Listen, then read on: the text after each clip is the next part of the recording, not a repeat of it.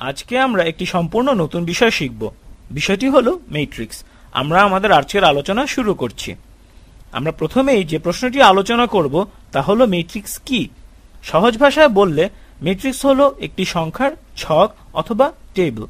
আমি আবার বলছি, সহজ ভাষায় বললে ম্যাট্রিক্স হচ্ছে একটি সংখ্যার ছক বা টেবিল। ম্যাট্রিক্সের বিষয়টিকে আরো ভালোভাবে বোঝার জন্য আমাদের একটি উদাহরণ দেখা প্রয়োজন। সুতরাং আমরা এখন একটি উদাহরণ দেখব। আমরা এখন কতিপয় সংখ্যা ব্যবহার করে একটি ম্যাট্রিক্সের উদাহরণ গঠন করার চেষ্টা করব। সংখ্যাগুলো হতে পারে যেমন ৫, ১, ২, ৩, ০ এবং -৫। এটি হলো একটি ম্যাট্রিক্স। এটি আর কিছুই নয়, কতিপয় সংখ্যার একটি ছক। আমাদেরকে অনেক সময় ম্যাট্রিক্সের জন্য চলক ব্যবহার করতে হতে পারে। যেমন এক্ষেত্রে আমরা একে চলক হিসেবে ব্যবহার করতে পারি, যেটা বইয়ে লেখার সময় গাঢ় করে লেখা হয়ে থাকে। সুতরাং এটি হচ্ছে আমাদের ম্যাট্রিক্সের চলক। ম্যাট্রিক্সের সাধারণ নিয়ম অনুযায়ী এ ধরনের একটি ম্যাট্রিক্সকে বলা হয়ে থাকে 2/3 ম্যাট্রিক্স। ম্যাট্রিক্সের চলকের নিচে খালি জায়গায় এই নোটেশন 2/3 এভাবে লেখা হয়ে থাকে। এখন প্রশ্ন হলো, এই ২ আর ৩ দ্বারা আমরা কি বোঝাতে চাচ্ছি? ২ দ্বারা আমরা ম্যাট্রিক্সের সারির সংখ্যা বোঝাতে চাচ্ছি এবং ৩ দ্বারা আমরা বোঝাচ্ছি ম্যাট্রিক্সের কলামের সংখ্যা। এজন্য এটিকে একটি 2/3 ম্যাট্রিক্স বলা হয়ে থাকে। আমরা এখন একটি এমন কাল্পনিক ম্যাট্রিক্স বি বিবেচনা করব যার ৫টি সারি এবং ২টি কলাম রয়েছে। এখন আমরা কিছু সংখ্যা দিয়ে বি ম্যাট্রিক্সটি গঠন করব। সংখ্যাগুলো হতে পারে যেমন ১, ২, ০, -৫ এবং ১০। সুতরাং আমরা দেখতে পাচ্ছি ম্যাট্রিক্সটির ৫টি রো আছে এবং আরেকটি কলাম রয়েছে যার সংখ্যাগুলো হতে পারে -১০, ৩, ৭, ২ এবং পাই। এখানে আমরা যে ম্যাট্রিক্সটি দেখতে পাচ্ছি এটি হচ্ছে একটি 5/2 ম্যাট্রিক্স। তাহলে এতক্ষণ দুটি ম্যাট্রিক্স গঠনের মাধ্যমে আমরা ম্যাট্রিক্সের মৌলিক বিষয়গুলো দেখলাম। যেমন ম্যাট্রিক্স মানেই হলো ছকে আবদ্ধ কিছু সংখ্যা, তাকে প্রকাশ করতে আমরা যে চলক ব্যবহার করি তা বড় হাতের অক্ষরে লেখা হয়ে থাকে। একটি ম্যাট্রিক্সের সংখ্যাগুলোকে সারি আর কলামে ভাগ করতে পারি। একটি ম্যাট্রিক্সের বিভিন্ন উপাদানকে আলাদা আলাদাভাবে চিহ্নিত করা সম্ভব। যেমন আমাদের উপরের উদাহরণ, এই ম্যাট্রিক্সের ০ উপাদানটিকে আমরা আলাদাভাবে চিহ্নিত করতে পারি। একটু লক্ষ্য করলে দেখা যাবে যে ০ সংখ্যাটির অবস্থান হচ্ছে দ্বিতীয় সারির দ্বিতীয় কলামে। এই ০ সংখ্যাটির অবস্থানকে বিভিন্নভাবে লেখা যেতে পারে। সংখ্যাটির অবস্থান দেখানোর জন্য এ লিখে তৃতীয় বন্ধনীর মাঝে ২,২ লিখে আমরা বোঝাতে পারি যে ০ সংখ্যাটি দ্বিতীয় সারির দ্বিতীয় কলামে অবস্থিত। আমরা এই অবস্থান চিহ্নিতকরণকে অন্যভাবেও লিখতে পারি। আমরা ছোট হাতের এ লিখে ২,২ লিখে =0 লিখতে পারি। উপাদান চিহ্নিতকরণের ভিন্ন নোটেশনের মাধ্যমে একই জিনিস বোঝানো হয়। এগুলো কেবল একই জিনিসকে ভিন্নভাবে প্রদর্শনের একটি মাধ্যম, যা একই অর্থ বহন করে। এখন আমরা যদি প্রশ্ন করি A1,৩ দ্বারা কোন সংখ্যাটিকে বোঝানো হয়, এর উত্তর হবে প্রথম সারির তৃতীয় কলামের সংখ্যাটি, অর্থাৎ ২। সুতরাং আমরা বলতে পারি ম্যাট্রিক্স হচ্ছে ছকের মধ্যে আবদ্ধ কিছু সংখ্যা যার উপাদানকে বিভিন্নভাবে চিহ্নিত করা যেতে পারে। এখন আমাদের মনে এরকম প্রশ্ন জাগাটাই স্বাভাবিক, ম্যাট্রিক্স আমাদের কি কাজে লাগবে, ম্যাট্রিক্স আমরা কেন ব্যবহার করব, ম্যাট্রিক্সের উপকার কি? এবং সেটি হচ্ছে একটি আকর্ষণীয় ব্যাপার। ম্যাট্রিক্স হচ্ছে উপাত্ত প্রদর্শনের একটি মাধ্যম মাত্র।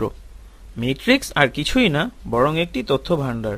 তবে ম্যাট্রিক্সের বহুবিধ ব্যবহার রয়েছে। ম্যাট্রিক্স কিছু গাণিতিক তথ্যের প্রতিনিধিত্ব করে। আমরা সমীকরণ সমাধানের কাজে সমীকরণের প্রতিনিধি হিসেবে ম্যাট্রিক্স ব্যবহার করি। আমরা অনেকেই গ্রাফিক্স ডিজাইনিং এর কাজও করি। গ্রাফিক্স ডিজাইনিং এর কাজেও এমনকি ম্যাট্রিক্সের ব্যবহার রয়েছে। গ্রাফিক্স ডিজাইনিং এর কাজে স্থানাঙ্কের হিসাব রাখতে ম্যাট্রিক্স ব্যবহার করা হয়ে থাকে। ম্যাট্রিক্সের বহুবিধ ব্যবহারের পরেও আমাদেরকে একটি বিষয় মাথায় রাখতে হবে। ম্যাট্রিক্স কোনো সাধারণ ঘটনা নয় বা সমস্যা সমাধানের কোনো সাধারণ পদ্ধতি নয়, বরং তা হলো বিভিন্ন মানের সংখ্যার একটি প্রতিনিধি, যা বিভিন্ন ধরনের গাণিতিক সমস্যা তুলে ধরতে সাহায্য করে এবং তা সমাধান করতে সাহায্য করে। ম্যাট্রিক্সের এই বহুবিধ এবং বহুমুখী ব্যবহারের ফলেও আমরা আপাতত কিছুক্ষণের জন্য ম্যাট্রিক্সের প্রতিনিধিত্বকে ভুলে যাব এবং আমরা এখন যে বিষয়টাতে গুরুত্ব আরোপ করব তা হচ্ছে ম্যাট্রিক্সের বহুবিধ গাণিতীয় ব্যবহার। সুতরাং আমরা এখন ম্যাট্রিক্সের গাণিতীয় বিষয়গুলোর দিকে দৃষ্টি আরোপ করব। এখন আমরা দেখব প্রাথমিকভাবে ম্যাট্রিক্সের সবচেয়ে কঠিন কাজগুলো, যেমন যোগ, গুণ ইত্যাদি, এগুলো কিভাবে সম্পন্ন করা হয়। এখানে আমরা কেবল ম্যাট্রিক্সের গাণিতীয় বিষয়গুলো নিয়ে সংক্ষেপে আলোচনা করব, তবে পরবর্তী ভিডিওগুলোতে ম্যাট্রিক্সের বিষয়াবলী নিয়ে আরো বিস্তারিত এবং পুঙ্খানুপুঙ্খ আলোচনা করা হবে। তাহলে আমাদের আলোচনা শুরু করা যায়। আমরা প্রথমে দেখব কিভাবে দুটি ম্যাট্রিক্সকে একসাথে যোগ করা যায়। যোগ করার জন্য আমরা প্রথমে দুটো ম্যাট্রিক্স কল্পনা করে নিই। প্রথম ম্যাট্রিক্সের জন্য আমরা কতগুলো উপাদান বিবেচনা করে নিতে পারি, যেমন 3, -1, 2 এবং 0, এবং আমরা এই ম্যাট্রিক্সের নাম দিতে পারি এ, বড় হাতের এ। এখন আমরা পরবর্তী ম্যাট্রিক্সটি বিবেচনা করব। ধরে নিই ম্যাট্রিক্সটি বি, এবং বি সমান হচ্ছে -7, 2, 3 এবং 5। আমাদের প্রয়োজনীয় ম্যাট্রিক্সগুলো তৈরি হয়ে গেছে। এখন আমাদের প্রশ্ন হচ্ছে ম্যাট্রিক্স এ প্লাস ম্যাট্রিক্স বি এই দুটো সমান কত হবে। যে পদ্ধতির মাধ্যমে আমরা দুটি ম্যাট্রিক্সের যোগফল নির্ণয় করি তা মানুষের দ্বারাই নির্ধারিত হয়েছে, তবে এই পদ্ধতি অন্য কোনোভাবেও নির্ধারিত হতে পারত। আমরা এখন এই বহু প্রচলিত পদ্ধতি নিয়ে আলোচনা করতে যাচ্ছি। কিভাবে এই পদ্ধতিতে দুটি ম্যাট্রিক্সকে যোগ করা হয় সেটা নিয়ে আমরা এখন আলোচনা করব। আমরা যখন দুটি ম্যাট্রিক্সকে যোগ করি আমরা আসলে তাদের উপাদানগুলোকে যোগ করি। আমরা প্রথম ম্যাট্রিক্সের প্রথম সারির প্রথম কলামের উপাদানের সাথে দ্বিতীয় ম্যাট্রিক্সের প্রথম সারির প্রথম কলামের উপাদানের যোগ করি। এই ক্ষেত্রে সেটা হচ্ছে 3 যোগ -7। এরপর যোগ করব দুটি ম্যাট্রিক্সের প্রথম সারির দ্বিতীয় কলামের উপাদানগুলি। এর পরের উপাদান দুটি হবে -1 + 2। আমরা অবশ্যই পদ্ধতিটি সম্বন্ধে একটি ধারণা পেয়ে গেছি, এবং এখন আমরা ধারণা করতে পারি পরের উপাদানগুলো কিভাবে নির্ধারিত হবে। এর পরের উপাদানটি হবে 2 যোগ 3, এবং একটু লক্ষ্য করলে আমরা দেখব এর পরের উপাদানটি হচ্ছে 0 যোগ 5। এখন আমরা সবগুলো উপাদানের যোগ বিয়োগ করে মান বের করব। প্রথম উপাদানটি হচ্ছে 3 বিয়োগ 7, সুতরাং -4। পরেরটি হচ্ছে -1 + 2 1। এরপর 2 যোগ 3 সমান 5, এবং 0 যোগ 5 সমান 5। আমরা সাধারণত এভাবেই ম্যাট্রিক্সের যোগ করে থাকি, এবং এই যোগ বিয়োগ থেকে আমরা বুঝতে পারি যে এ যোগ বি যা হয়েছে বি যোগ এও তাই হবে। তবে আমাদেরকে এখানে একটি বিষয় মাথায় রাখতে হবে যে আমরা এখন আর সাধারণ সংখ্যা যোগ করছি না, আমরা এখানে দুটি ম্যাট্রিক্সকে যোগ করছি। সাধারণ সংখ্যার যোগের থেকে ম্যাট্রিক্সের যোগ কিছুটা ভিন্ন। সাধারণ সংখ্যায় 2 যোগ 1 যা, 1 যোগ 2ও তা।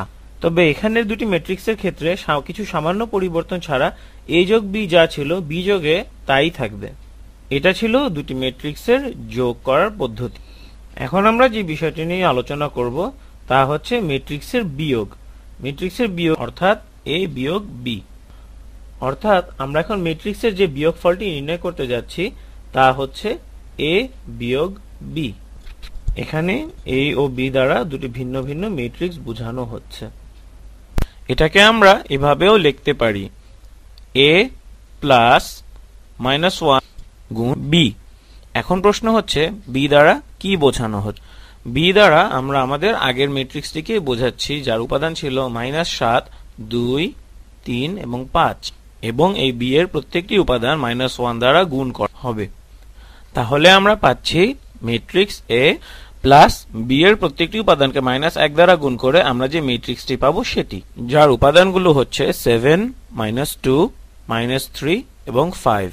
এখন আমরা কেবল আগে ম্যাট্রিক্স দুটিকে যেভাবে যোগ করেছিলাম সেভাবে ম্যাট্রিক্স দুটিকে যোগ করে দিব।